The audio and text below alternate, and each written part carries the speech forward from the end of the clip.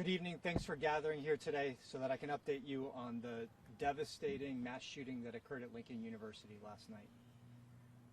It's my unfortunate duty to announce that Jawan Jeffers, a 25-year-old young man from Wilmington, Delaware, died just after midnight after suffering a gunshot wound to the head. His family has been notified. We have 6 other gunshot wound victims in this case. That number has not changed since we spoke last night. One of the gunshot victims is a current student at Lincoln University. One is an alum. The rest of their affiliation is not direct with the university at this time. All of those victims are expected to survive. They all are in the same age range, 20 to 25 years old. We're not going to give individual updates about their status, but again, I'm going to reiterate, those 6 gunshot victims are all currently expected to survive. I'm also going to confirm what we said last night, that we have one person in custody who's charged with carrying a concealed firearm. His name was Zacchaeus Morgan Thompson. We'll get you the spelling of the name later. He's been charged with carrying a concealed firearm without a license, and he is currently being held at Chester County Prison on $25,000 cash bail. I cannot confirm, however, right now at this time, whether or not the gun that was found on him was used in the shooting. We have further things to do before we can confirm or deny that.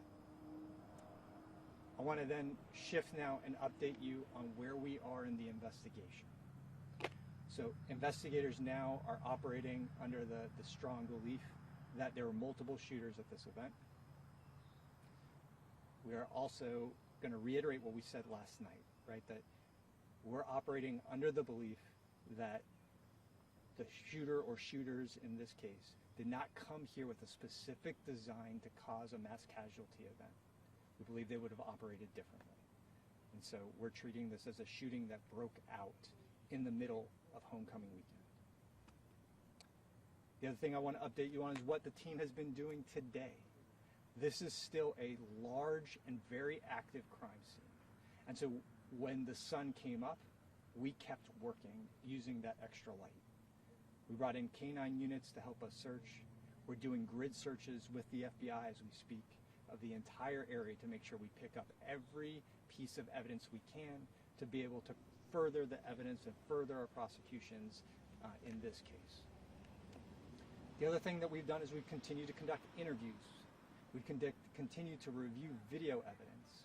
We've continued to gather video evidence. And I want to thank the public who has reached out to us, whether it's on social media or through the FBI, and has provided us videos. These videos are going to help us track down the people that did this. And I'm calling on everyone, if you have a video of this event, even if you think and you're not sure whether it shows something, please, you can call 1-800-CALL-FBI. They will give you a link and you can upload that video directly to the FBI so that we can review it. Stitching together videos is going to be a key part of this investigation. We are in this for the long haul, and we're going to make sure that this campus is absolutely safe and that the people who came onto this campus and decided to ruin homecoming weekend with gunfire are held accountable. So with that, I'm going to open up to questions. Mr. Morgan Thompson, to my understanding, the gun that was picked up on him last night was, he told police it was his mother's? I'm not going to get into what he said or did not say. Certainly we'll send out the affidavit of probable cause if you don't have it already, and you'll be able to go through that after this event. But one of the things I'm limited to talk about is what defendants have said to prosecutors or to investigators as part of the rules of ethics that apply to prosecutors. Do you know if he knew any of the individuals that were injured? Unfortunately, I'm not going to be able to get into any of that right now. We are investigating all of that with every means that we have available. And have you how many shots were fired? I know there's been evidence recovered. Can you say how many shell casings or anything like that? We certainly would be flat out guessing wildly if we were to speculate on what the number of shots were fired. That's why we would like as many video sources as we can. Some are clearer than others. Some are difficult to count gunshots. And no, we're doing grid searches right now to make sure. I mean, that parking lot is large.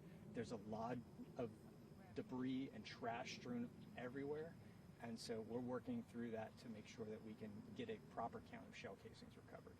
Did it start with a physical fight first? We're still looking into all of that. That's why we need the public to come forward, right? We need people who saw something to say something. And I know we talk about that time and time again. But it is incredibly critical in this case because this was just a jam-packed event. And once shooting started happening, it was chaos. And so little snippets, little things people saw can add up to a lot if we have people come in and talk to us. And so that's what I'm asking the public to do. The person with the concealed weapon that you have, any evidence that he was one of the shooters? We're looking into that right now. We've been working on ballistic testing all day. We will work on figuring out what those results are as soon as we can confirm everything. You talked about the jam-packed event. Was this planned to be big and was otherwise peaceful and no issues until the shooting broke out, or was that already kind of getting out of control with that many people there?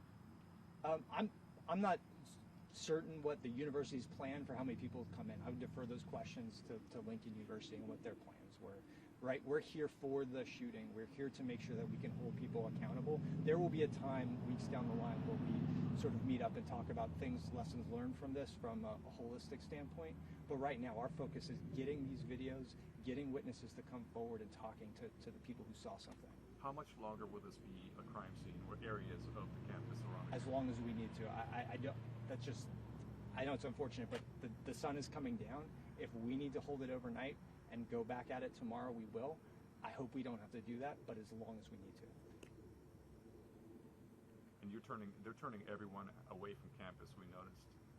There's an announcement that we sent out that the university had put out, but we sent it to you about an hour ago, I want to say, that school is closed tomorrow. There's going to be an event here tomorrow at noon for the students and for the community. And there's services being offered to the students. Those details are in that letter. I would ask that you share that out as much as you can, right? The part of healing is an important part of the process.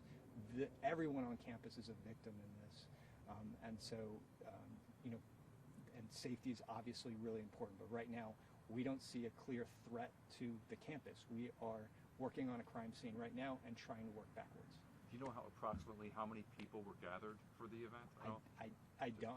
I mean, we've seen clips of video where it is a jam-packed post-football games tailgate style party, right? And that parking lot is packed. All right. I want to thank everyone for coming today. As we have updates, we will continue to put information out on the investigative side. Thank you. Appreciate it.